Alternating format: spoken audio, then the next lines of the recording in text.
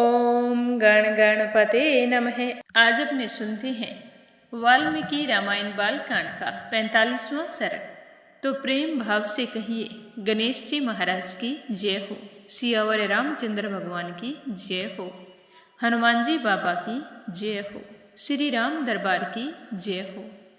भगवान श्री राम का वचन सुनकर मुनि श्रेष्ठ विश्वामित्र जी ने विशालापुरी के प्राचीन इतिहास का वर्णन करना शुरू किया। कहने लगे कि हे श्री राम, मैंने इंद्र के मुख से विशालापुरी के वैभव का प्रतिपादन करने वाली कथा सुनी थी। उसी कथा को मैं विस्तार से तुम्हें बता रहा हूँ, तुम ध्यानपूर्वक सुनना। इस विशाला देश में जो वृत्तांत घटित हुआ है, एक एक के बारे में मैं तुम्हें बताऊंगा, तुम ध्यान लगाकर सुनना। हे दशरथ पुत्र श्री राम, पहले सतयुग में दिति के पुत्र दैत्य बड़े बलवान थे और अदिति के परम धर्मात्मा पुत्र महाभाग देवता भी बड़े शक्तिशाली थे। एक बार उन महामना दैत्यों और देवताओं के मन में यह विचार हुआ कि हम अजर और अमर कैसे हों, हम निरोग कैसे हों। इस प्रकार का चिंतन करते हुए उन विचारशील देवताओं और दैत्यों की बुद्धि में यह बात आ गई कि यदि हम लोग क्षीर सागर का मंथन करें तो उसमें निश्चय ही अमृतमय रस मिलेगा और उसे हम पीकर अमर हो जाएंगे, फिर हमें कोई मार नहीं सकता।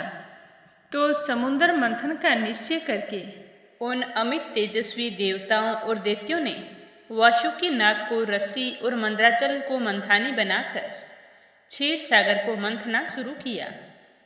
1000 वर्ष तक समुद्र मंथन करते रहे। रस्सी पर बने हुए सर्प के बहुसंख्यक मुख अत्यंत विष उगलते हुए वहां मंद्राचल की शिलाओं को अपने दांतों से डसने लगे। उस समय वहां अग्नि के समान दाहक हलाहल नामक महाभयंकर विष ऊपर को उठा, तो उसने देवता, असुर और मनुष्यों सहित जगत को दग्ध करना आरंभ किया। यह देखकर देवता लोग शरणार्थी होकर सबका कल्याण करने वाले महान देवता पशुपति रुद्र की शरण में गए और वहां त्राहि त्राहि की पुकार लगाते हुए उनकी स्तुति करने लगे। देवताओं के इस तरह पुकारने और उनकी स्तुति सुनकर देव देवेश्वर भगवान शिव वहां पर प्रकट हो गए। फिर वही शंख चक्रधारी भगवान श्री हरि भी वहां पर आ गए। जगत के पालनहार श्री हरि विष्णु भगवान ने त्रिशूलधारी भगवान शिव से मुस्कुरा के कहा कि हे सुरश्रेष्ठ, देवताओं के समुद्र मंथन करने पर जो वस्तु सबसे पहले प्राप्त हुई है वह आपका भाग है, क्योंकि आप सब देवताओं में अग्रण्य हैं। हे प्रभु, अगर पूजा के रूप में प्राप्त हुए इस विष को आप यहीं खड़े होकर ग्रहण करें। ऐसा कहकर देव शिरोमणि श्री हरि विष्णु भगवान वहीं पर अंतर ध्यान हो गए। देवताओं का भय और भगवान विष्णु की बात सुनकर देवेश्वर भगवान शिव ने उस घोर हलाहल विष को अमृत के समान समझकर अपने कंठ में धारण कर लिया तथा देवताओं को विदा करके वे अपने स्थान को चले गए। और फिर उसके बाद देवता और असुर सब मिलकर क्षीर सागर का मंथन करने लगे। उस समय मंथानी बना हुआ उत्तम पर्वत पाताल में घुस गया। तब देवता भगवान मधुसूदन की स्तुति करने लगे, कहने लगे कि हे महाबाहो, आप ही संपूर्ण प्राणियों की गति हैं, देवताओं के अवलंबन तो आप ही हैं। आप हमारी रक्षा कीजिए और इस पर्वत को ऊपर उठाइए। तो देवताओं की परेशानी जानकर भगवान ऋषिकेश ने कच्छप का रूप धारण किया और उस पर्वत को अपने पीठ पर रखकर वे श्री हरि विष्णु भगवान वही समुद्र के भीतर सो गए। और फिर विश्व आत्मा पुरुषोत्तम भगवान केशव उस पर्वत शिखर को हाथ से पकड़कर देवताओं के बीच में खड़े होकर स्वयं भी समुद्र का मंथन करने लगे। 1000 वर्ष बीतने पर उसी क्षीर सागर से एक आयुर्वेद में धर्मात्मा पुरुष प्रकट हुए, जिनके एक हाथ में दंड और दूसरे में कमंडलू था। उनका नाम धन्वंतरी था। उनके प्रकट होने के बाद सागर से सुंदर कांति वाली बहुत सी अप्सराएं प्रकट हुई। मंथन करने से ही जल में उसके रस से वे सुंदरियां उत्पन्न हुई थी, इसीलिए वे अप्सरा कहलाई। उन सुंदर कांति वाली अप्सराओं की संख्या 60 करोड़ थी, और जो उनकी परिचारिकाएं थी उनकी तो गणना ही नहीं की जा सकती। वे तो सारी असंख्य थी।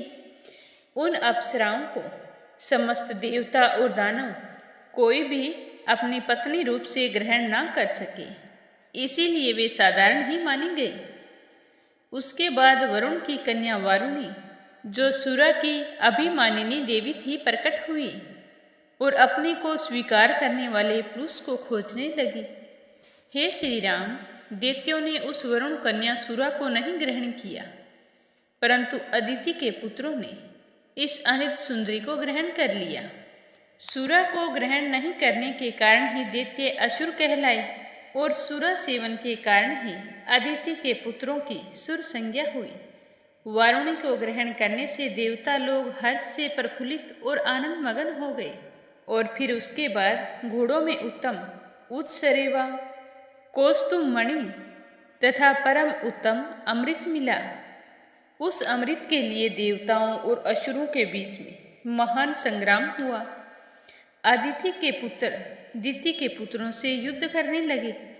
सारे के सारे असुर राक्षसों के साथ मिलकर एक हो गए थे, और देवताओं के साथ उनका महाघोर संग्राम होने लगा, जो तीनों लोकों को मोह में डालने वाला था।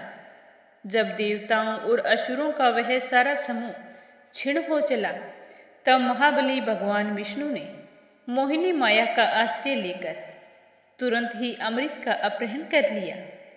जो दैत्य बलपूर्वक अमृत छीन लाने के लिए अविनाशी पुरुषोत्तम भगवान विष्णु के सामने गए, तो उन्हें प्रभावशाली भगवान श्री हरि विष्णु ने उस समय युद्ध में ही मार डाला। देवताओं और दैत्यों के उस घोर महायुद्ध में अदिति के वीर पुत्रों ने दिति के पुत्रों का विशेष संहार किया। दैत्यों का वध करने के पश्चात त्रिलोकी का राज्य पाकर देवराज इंद्र बड़े ही प्रसन्न हुए, और ऋषियों तथा चारणों सहित समस्त लोगों का शासन करने लगे। तो इस तरह श्री हरि विष्णु भगवान ने मोहिनी अवतार लेकर समुद्र मंथन के दौरान मिले हुए अमृत को दैत्यों को ना पिलाकर देवताओं को पिला दिया, जिसे पीकर सारे देवता अमर हो गए। आज का सर्ग समाप्त हुआ। अगले सर्ग में अपने सुनेंगे कि अपने पुत्रों के मारे जाने पर दिति को कितना दुख हुआ था, और उन्होंने अपने पति से क्या कहा था। यह सुनने के लिए कल का सर्ग जरूर सुनिएगा। प्रेम भाव से कहिए, सियावर रामचंद्र भगवान की जय हो।